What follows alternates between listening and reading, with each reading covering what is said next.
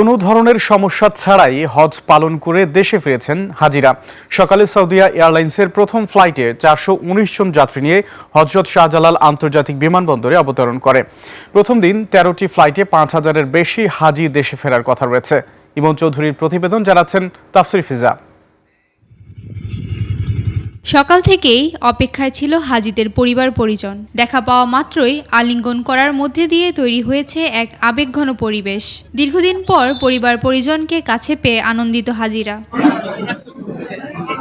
ধর্মীয় গভীরতার মধ্যে দিয়ে পবিত্র হজ পালন শেষে দেশে ফিরতে শুরু করেছেন হাজিরা। সব অ্যারেঞ্জমেন্ট ভালো ছিল। ওখানে আমরা হজের যে সমস্ত রিচুয়াল এগুলো ভালোভাবে পালন করতে পেরেছি। কোনো সমস্যা ছাড়াই এবার হজ পালন করতে পেরে খুশি হাজিরা। থাকা, খাওয়া, যাওয়া আসা একদম আলহামদুলিল্লাহ সব দিকে ভালো ছিল আমাদের। মহিলারা একদম আলাদা সেপারেট জায়গায় দিয়েছি, শুধু তাওয়াফটা করতে হয়, এটা ইসলামিক বিধান হতে, কিন্তু ভালো লেগেছে। দেশের উন্নতির জন্য দোয়ার কথাও জানান তারা।